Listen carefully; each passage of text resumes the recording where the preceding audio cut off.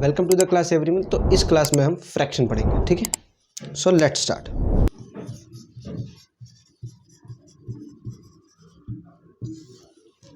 ठीक है, तो फ्रैक्शन को न्यूमरेटर बाय डिनोमिनेटर लिखते हैं, ठीक है। ऊपर वाले को बोलते हैं n, जो है इसको बोलते हैं न्यूमरेटर, और नीचे वाले को डिनोमिनेटर बोलते हैं,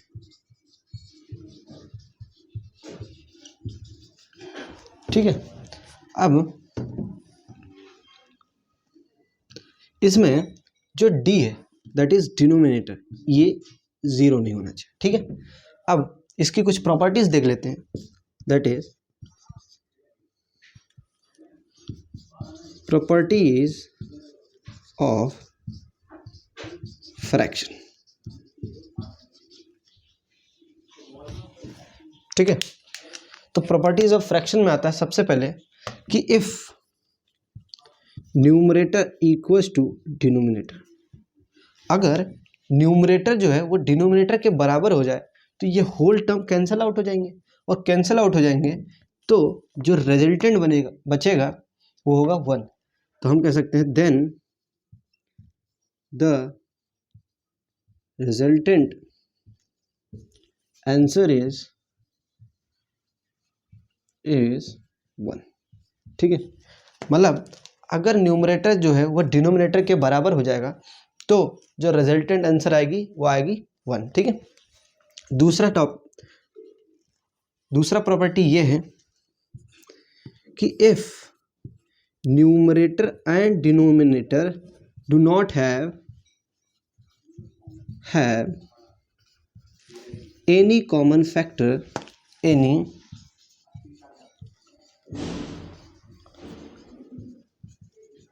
ठीक है। If numerator and denominator do not have any common factor, then we can say that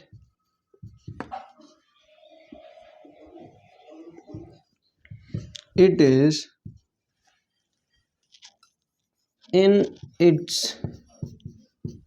simplest form,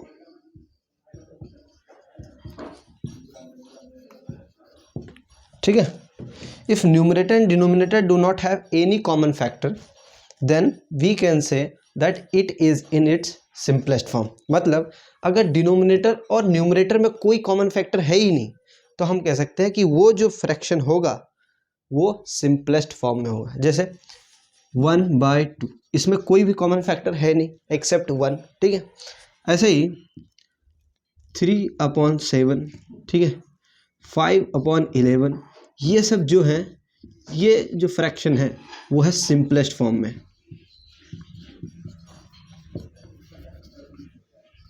ठीक है। लेकिन अब इसी से एक और प्रॉपर्टी जनरेट हो सकता है कि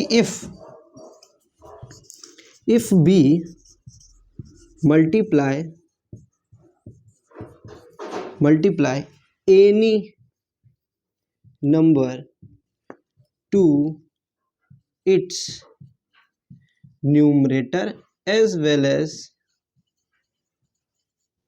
ठीक है, if b multiply any number to its numerator and denominator, ठीक है, then the fraction remain unchanged। मतलब if b multiply any number to its numerator as well as denominator, मतलब अगर मैं 5 से मल्टीप्लाई कर रहा हूँ न्यूमरेटर को तो डिनोमिनेटर को भी 5 से ही मल्टीप्लाई करूँगा, ठीक है। Then the fraction remains unchange, मतलब जैसे मेरे पास कोई फ्रैक्शन है 3/7, ठीक है। अब इसमें कोई भी नंबर, जैसे मान लो 8 को न्यूमरेटर से भी मल्टीप्लाई कर दूं अगर, और डिनोमिनेटर को भी 8 से मल्टीप्लाई कर दूं तो मेरे को एक नया फ्रैक्शन मिलेगा। जैसे 8 3 जा 8 3 24 और 8 7 56, ठीक है, मतलब 24/56 आ जाएगा, ठीक है। 24/56 अब ये जो फ्रैक्शन बना है वो इनिशियल फ्रैक्शन दैट इज 3/7 से कोई चेंज नहीं, मतलब 3/7 और 24/56 एक्चुअल में इक्विवेलेंट है, ठीक है। मतलब मैं कह सकता हूँ 3/7 इज इक्विवेलेंट टू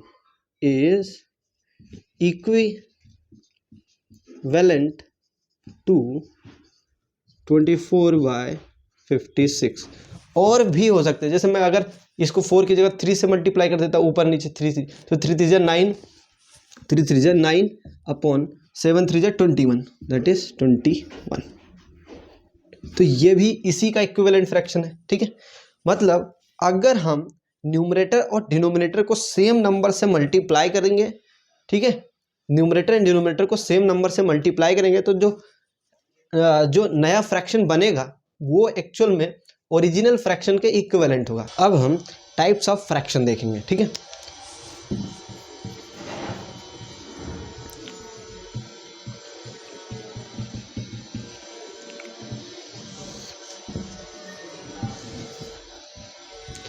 तो जो फ्रैक्शन है वो 6 इक्वल पार्ट में डिवाइड है, ठीक है।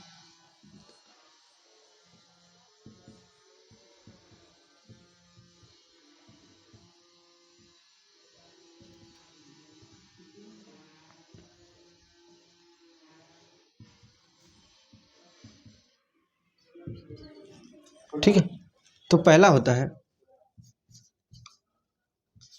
प्रॉपर फ्रैक्शन, दूसरा होता है इम्प्रॉपर फ्रैक्शन,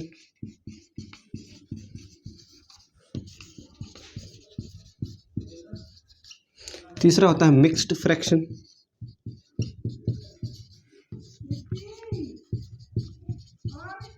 मिक्स फ्रैक्शन के बाद होता है कंपाउंड फ्रैक्शन,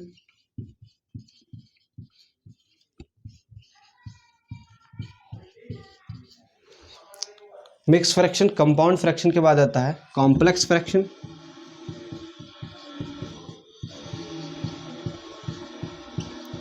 कॉम्प्लेक्स फ्रैक्शन के बाद आता है कंटिन्यूड फ्रैक्शन।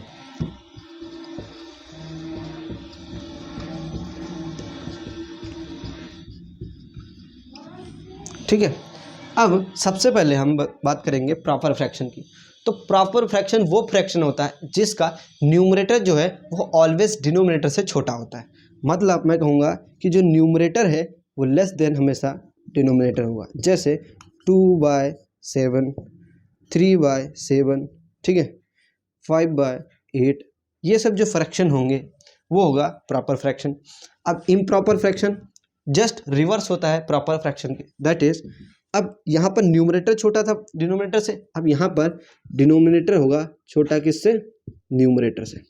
मतलब इम्प्रॉपर फ्रैक्शन में numerator is greater than denominator, जैसे 8/6, ठीक है, 5/2, ये सब जो है वो होते हैं प्रॉपर इम्प्रॉपर फ्रैक्शन, ठीक है। अब मिक्स फ्रैक्शन क्या होता है, मिक्स फ्रैक्शन कॉम्बिनेशन होता है किसका, इंटीजर पार्ट का और फ्रैक्शन पार्ट का। मतलब मैं बोलूँगा इंटीजर और फ्रैक्शन का कॉम्बिनेशन होता है, जैसे 3 2/7, ये एक मिक्स्ड फ्रैक्शन है, ठीक है। इसमें ये जो है वो इंटीजर पार्ट है और ये जो है वो फ्रैक्शन पार्ट है। इसको लिखने का तरीका ऐसा भी है कि 3 + 2/7 लिख सकते हैं, ठीक है। ये और ये सेम है लेकिन मोस्टली हम ऐसा लिखते हैं, ठीक है। इसको मिटा दे। अब कंपाउंड फ्रैक्शन, कंपाउंड फ्रैक्शन होता है फ्रैक्शंस ऑफ फ्रैक्शन को बोलते हैं कंपाउंड फ्रैक्शन। क्या बोलेंगे, फ्रैक्शन ऑफ फ्रैक्शंस, ठीक है। फ्रैक्शन ऑफ फ्रैक्शंस, जैसे 3/5 एक फ्रैक्शन है, इसमें 8/7 भी एक फ्रैक्शन से मल्टीप्लाई करें तो ये ऐसे फ्रैक्शंस को, मतलब और भी हो सकते हैं, ऐसा नहीं कि दो ही है, लेकिन ये सिंपलेस्ट फ्रैक्शन ऑफ फ्रैक्शन लिखा जो कंपाउंड फ्रैक्शन कहलाएगा, ठीक है। उसके बाद आता है कॉम्प्लेक्स फ्रैक्शन। कॉम्प्लेक्स फ्रैक्शन क्योंकि हम जानते हैं जो फ्रैक्शन होता है वो न्यूमरेटर एंड डिनोमिनेटर पार्ट से मिलकर बना होता है, लेकिन न्यूमरेटर जो है वो खुद एक, अगर न्यूमरेटर खुद एक अलग से फ्रैक्शन और डिनोमिनेटर खुद अलग से फ्रैक्शन हो जाए तो ऐसे फ्रैक्शन को कॉम्प्लेक्स फ्रैक्शन बोलते हैं। जैसे हम जानते हैं कि 5/6 एक अगर फ्रैक्शन है तो 5 न्यूमरेटर है और 6 डिनोमिनेटर है, लेकिन अगर न्यूमरेटर जो है वो खुद एक फ्रैक्शन हो, जैसे 7/9 प्लस 6/7, ठीक है, ये एक फ्रैक्शन हो, ये न्यूमरेटर पार्ट इतना हो और डिनोमिनेटर कुछ और हो और फ्रैक्शन में हो, जैसे 2/3 प्लस 9/11, ये सब जो इस टाइप के जो फ्रैक्शंस होते हैं इनको बोलते हैं कॉम्प्लेक्स फ्रैक्शन। अब लास्ट आता है that is continued fraction. Continuous fraction क्या होता है? ऐसे फ्रैक्शन जो लैडर्स ऑफ फ्रैक्शंस होते हैं, जैसे 1 प्लस 2/3 प्लस 4/5, इस टाइप के और भी कॉम्प्लेक्स लैडर्स हो सकते हैं। तो इस टाइप के जो फ्रैक्शन होते हैं उनको बोलते हैं कंटिन्यूड फ्रैक्शन, ठीक है। अब हम डिस्कस करेंगे कि कोई भी फ्रैक्शन को plus minus multiplication and division कैसे करते हैं, ठीक है। तो मान लीजिए कि मेरे पास कोई एक फ्रैक्शन है a/b और कोई दूसरा फ्रैक्शन है c/d, ठीक है, कोई ऐसा फ्रैक्शन है। अब इसका अगर प्लस करना है a plus a/b plus c/d, ठीक है, तो अब यहाँ पे कुछ क्राइटेरियाज हो सकते हैं। अगर मेरा डिनोमिनेटर, ऐसा मैं बोलूँ, if denominators of all the fraction are equal, ठीक है, if denominator of all the fractions are equal, अगर सभी फ्रैक्शन का डिनोमिनेटर इक्वल होगा, then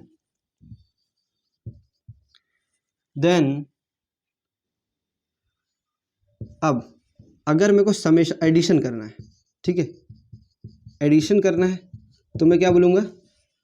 some of numerator divide by any one of denominator,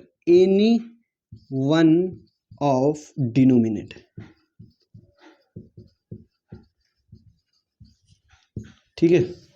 मतलब अगर डिनोमिनेटर सभी का, जितने भी फ्रैक्शन मान लो ऐड कर रहे हैं, 2/3 प्लस 9/3 प्लस 7/3 प्लस 6/3, ठीक है, अगर ऐसा है तो अगर सभी का डिनोमिनेटर बराबर है तो अगर एडिशन करना है सबका तो सम करेंगे सभी न्यूमरेटर का, दैट इज यहाँ पर अगर एग्जांपल के साथ लूँ तो 2 प्लस 9 प्लस 7 प्लस 6, इन सब का एडिशन करेंगे तो 7 2 9 और 9 7 16, 16 6 22, तो ये हो जाएगा 22, ठीक है।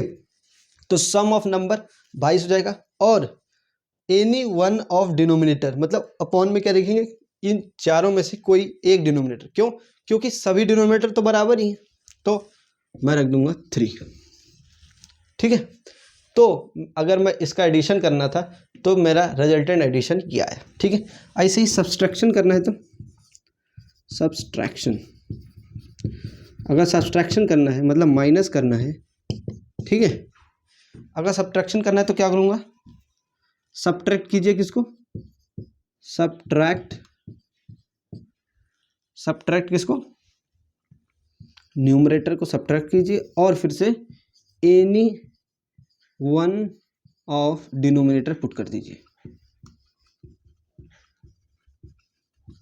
ठीक है। फिर से सभी न्यूमरेटर को आपस में सब्ट्रैक्ट कीजिए और फिर any one of the denominator put कर दीजिए। जैसे अब यहीं पर प्लस की जगह अगर माइनस होता, ठीक है, माइनस होता, ठीक है,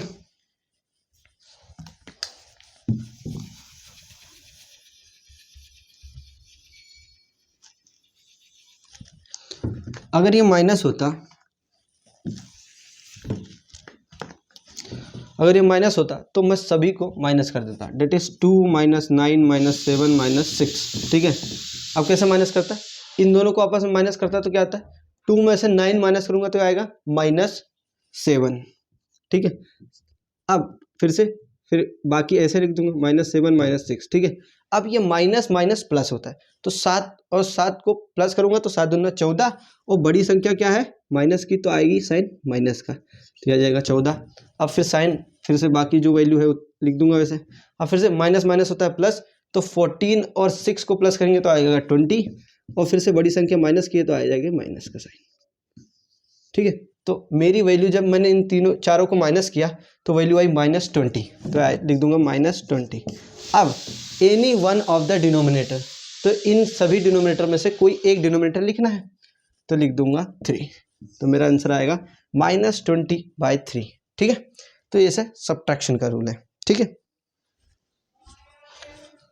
अब हम addition and subtraction of multiple fractions का देखेंगे जब डिनोमिनेटर सेम नहीं हो। ठीक है, तो इफ डिनोमिनेटर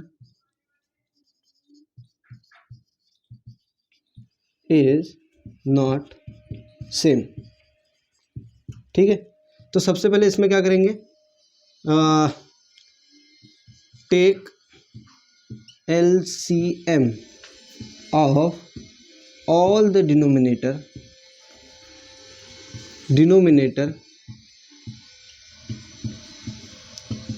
ठीक है, मतलब हम क्या करेंगे LCM लेंगे सभी डिनोमिनेटर का। ठीक है, और क्या करने के लिए,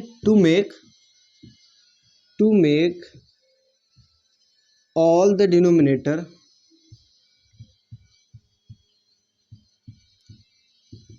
सेम। ठीक है, मतलब हम LCM लेंगे किसके, सभी डिनोमिनेटर का, ताकि जितने भी डिनोमिनेटर थे उन सबके डिनोमिनेटर सेम कर सकें। जैसे चेक करते हैं, मान लो 2/3 और 3/7 है। ठीक है, अब इन दोनों का जो डिनोमिनेटर है वो सेम नहीं है, तो इन दोनों का LCM क्या होगा, 7 और 3 का जो LCM होता है वो इन दोनों का मल्टीप्लिकेशन के बराबर होगा इनफैक्ट। तो 7 3 21, तो मैं लिख दूंगा 21। ठीक है, अब 21 ये हो गया, मतलब कैसे भी करके इधर भी 21 बनाना है और इधर भी 21 बनाना है। तो इधर 21 बनाने के लिए मैं क्या कर सकता हूँ, इधर भी 7 का मल्टीप्लिकेशन और इधर भी 7 का मल्टीप्लिकेशन, और इधर 21 बनाने के लिए क्या कर सकता हूँ, यहाँ 3 का मल्टीप्लिकेशन और इधर भी 3 का मल्टीप्लिकेशन। अब हमने पहले भी पढ़ चुके हैं कि कोई भी फ्रैक्शन में सेम नंबर से न्यूमरेटर एंड डिनोमिनेटर को मल्टीप्लाई करेंगे तो उस फ्रैक्शन में कोई फ़र्क नहीं पड़ेगा। इसलिए यहाँ पर 3 मल्टीप्लाई और 3 डिवाइड किया तो कोई फ़र्क नहीं पड़ा, इधर भी 7 मल्टीप्लाई और 7 डिवाइड किया तो कोई फ़र्क नहीं पड़ा। ठीक है, अब देखना, अब मेरा नया फ्रैक्शन क्या होगा, 7 2 14, तो ये हो गया 14, और 7 3 21, मतलब 7 3 21, तो ये हो गया 21 प्लस 3 3 9, और यहाँ पर 7 3 21। ठीक है, अब देखिए डिनोमिनेटर सेम हो गया।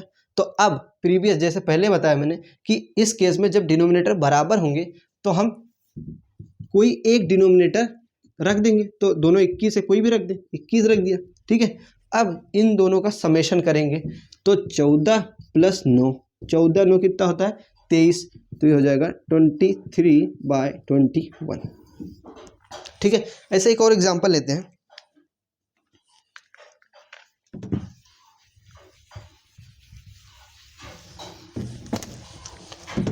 2/3 3/9 प्लस 4/12। ठीक है, मेरे पास ये फ्रैक्शन है मान लो, तो हम क्योंकि इसका डिनोमिनेटर बराबर नहीं है तो मैं तीनों का क्या लूँगा LCM, तो 3 9 12।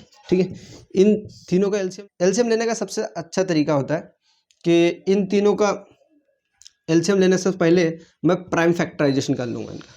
तो प्राइम फैक्टराइजेशन करने का तरीका क्या है कि इन तीनों का 3 से अगर सबसे पहले प्राइम सबसे छोटा 2 है, तो 2 से मैं देखूंगा तो ये 2 से डिविजिबल नहीं है, तो ये 3 का 3 आ जाएगा, ये भी 2 से डिविजिबल नहीं है तो ये 9 का 9 आ जाएगा, और ये 2 से डिविजिबल है तो ये आ जाएगा 6। अब फिर से चेक करूँगा क्या ये 2 से डिविजिबल है, तो 3 2 से डिविजिबल नहीं है तो 3 का 3 आ जाएगा, 9 भी 2 से डिविजिबल नहीं है तो 9 का 9 आ जाएगा, और 6 2 से डिविजिबल है तो यहाँ पर 3 2 6 आ जाएगा। ठीक है, अब 2 के बाद आता है प्राइम सबसे छोटा 3, तो 3 हो गया।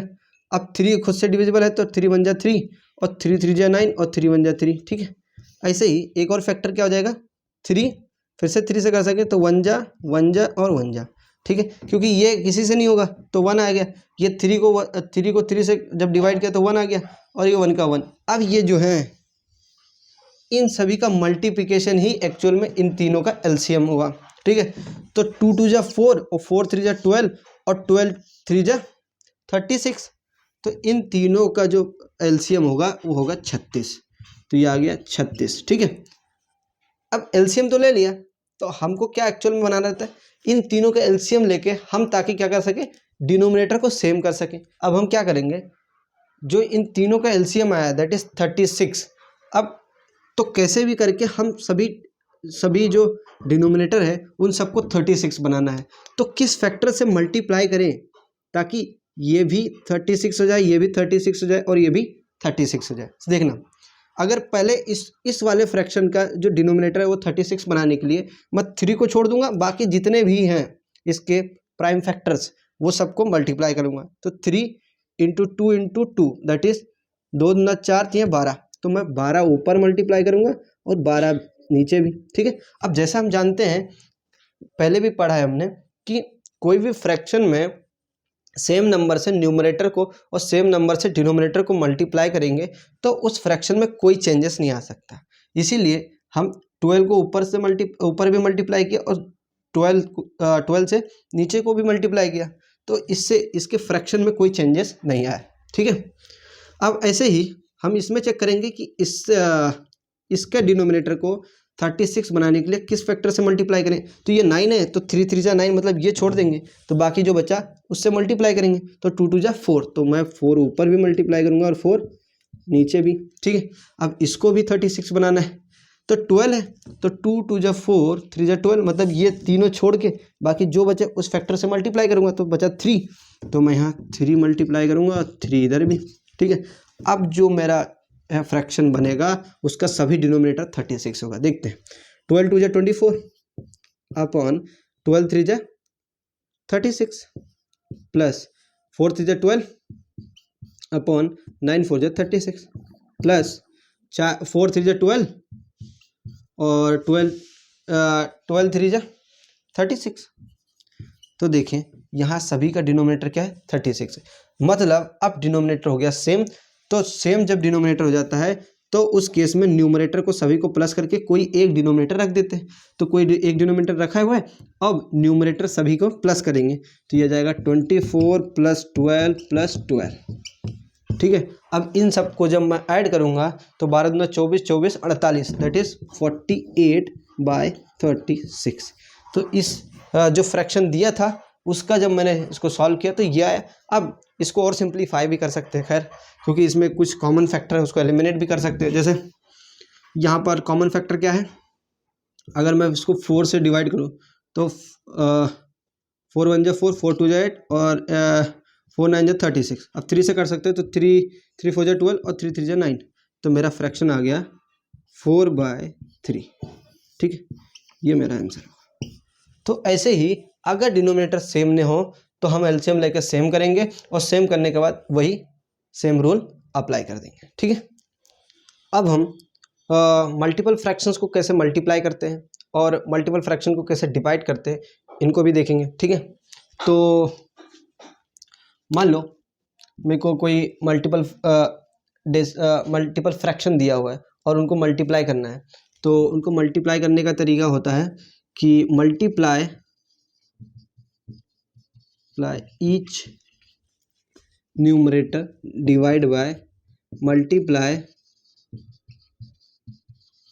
Each denominator. ठीक है, मतलब हर न्यूमरेटर को मल्टीप्लाई करके ऊपर लिख दीजिए न्यूमरेटर की जगह, और हर डिनोमिनेटर को मल्टीप्लाई करके नीचे लिख दीजिए डिनोमिनेटर की जगह। ठीक है, एग्जांपल लेते हैं, जैसे मेरे पास है 2/3 प्लस 5/7 प्लस 6/2 प्लस 9/3। ठीक है, ये मेरे पास फ्रैक्शन है, सॉरी प्लस ना करके यहाँ मल्टीप्लिकेशन लगाएं।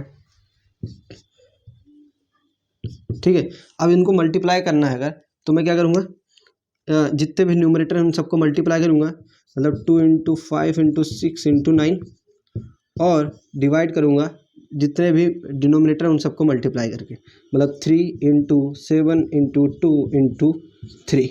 ठीक है, तो क्या आ जाएगा 5 दूना 10, 6 60 और 6 6 9 54 मतलब 540 डिवाइड बाय 3 त्रिका 9 दूना 18 18 18 सत्ते 8 सत्ते 56 6 5 7 एकम 7 5 12, ठीक है 126, तो 126, तो मेरा ये फ्रैक्शन हो जाएगा। ठीक है, ऐसे ही अगर मेरे को कोई ऐसे ही अगर मेरे को कोई फ्रैक्शन दिया हुआ है और उसको डिवाइड करना है, ठीक है,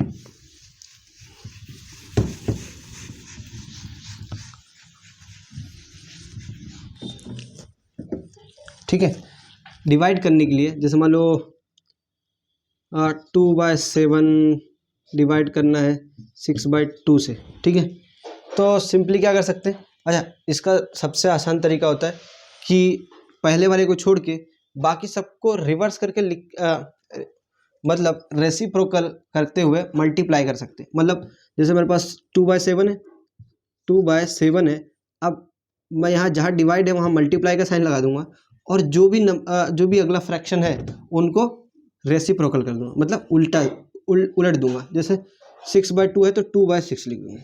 ठीक है, अब मेरा जो रिजल्टेंट फ्रैक्शन आएगा वो आ जाएगा, अब क्योंकि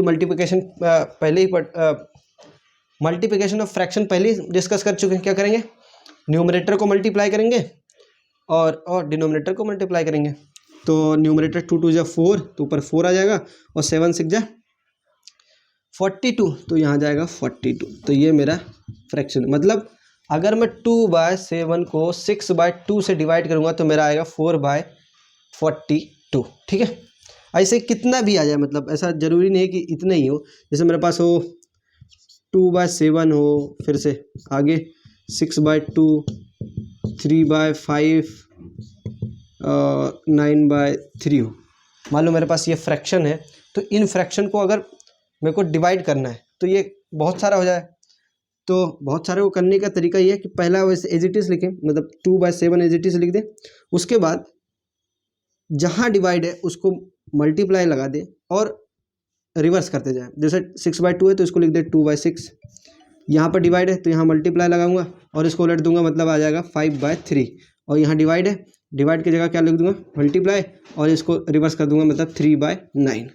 अब क्योंकि हम मल्टीप्लिकेशन पढ़ चुके हैं कि मल्टीप्लिकेशन में क्या आता है कि न्यूमरेटर को मल्टीप्लाई करेंगे और डिनोमिनेटर को। ठीक है, तो न्यूमरेटर क्या है, 2 × 2 × 5 × 3 डिवाइड बाय क्या आ जाएगा, डिनोमिनेटर दैट इज 7 × 6, 7 × 6 × 3 × 9।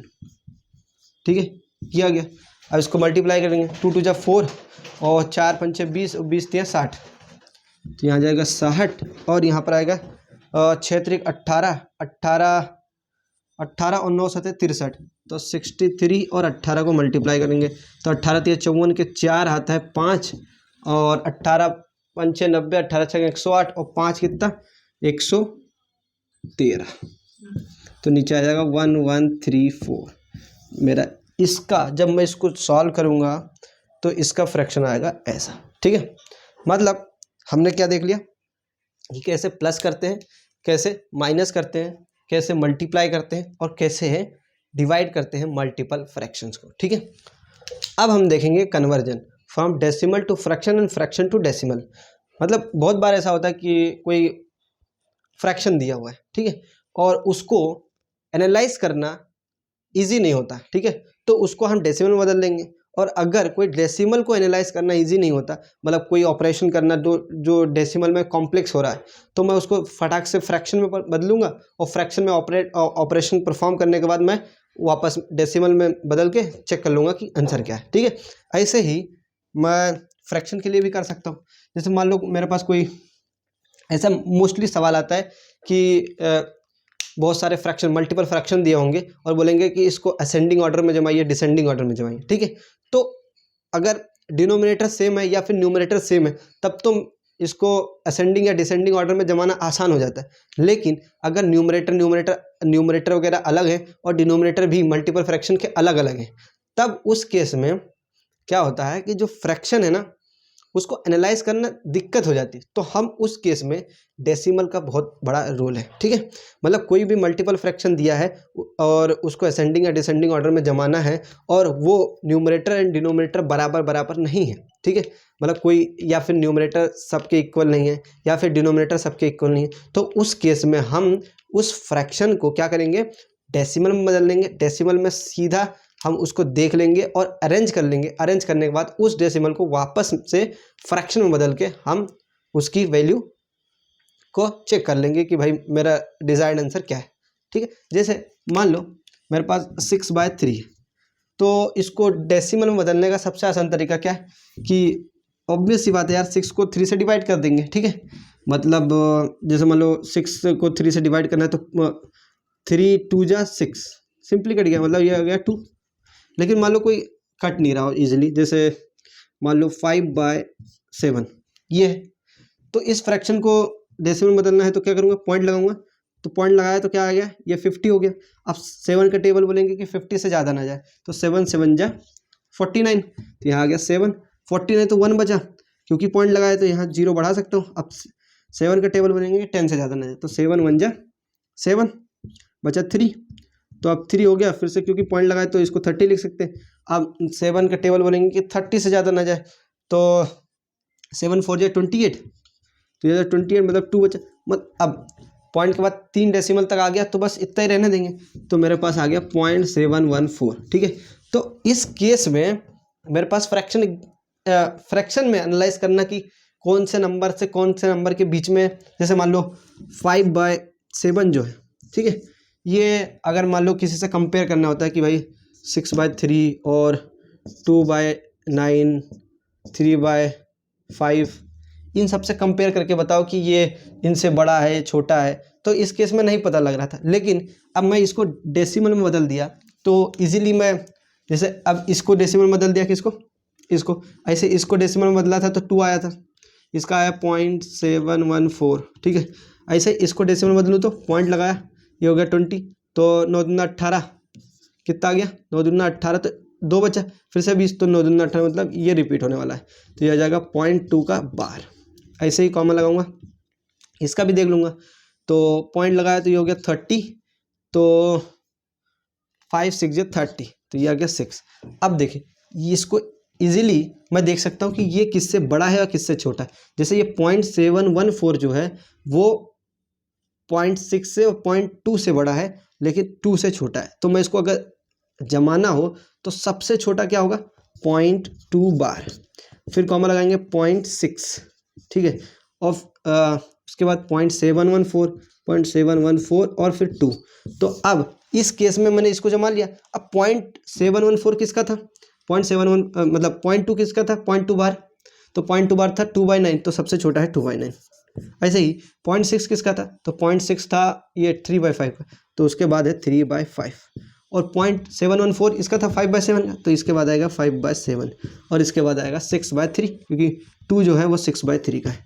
तो इस केस में मैंने इसको असेंडिंग ऑर्डर में इजीली जमा दिया।